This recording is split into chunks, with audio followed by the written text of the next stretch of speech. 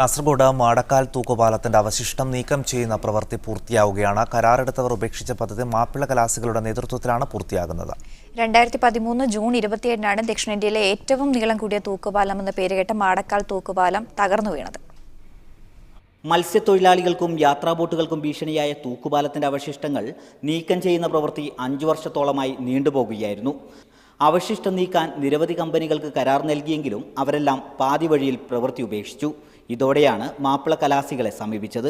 Concrete pillar ഒഴികെയുള്ള മുഴുവൻ അവശിഷ്ടങ്ങളും കരയിലെത്തിച്ചു.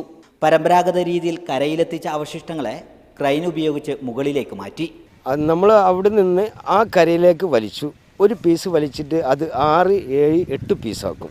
8 പീസാക്കി കഴിഞ്ഞ ശേഷം നമ്മുടെ തോണിയിൽ കെട്ടിയിട്ട് ഇതേപോലെ ചെയിൻ ബ്ലോക്കിന് തോണി 2 തോണിൻ്റെ സെൻറ്ററിൽ കെട്ടിയിട്ട് വേറൊരു ചെറിയ തോണി എൻജിൻ വെച്ച തോണി അതുമായി ബന്ധിപ്പിച്ചിട്ട് ആ എൻജിൻ മുഖാന്തരം ഓരോ പീസുകൾ കരയിലേക്ക് എത്തിക്കുകയാണ്.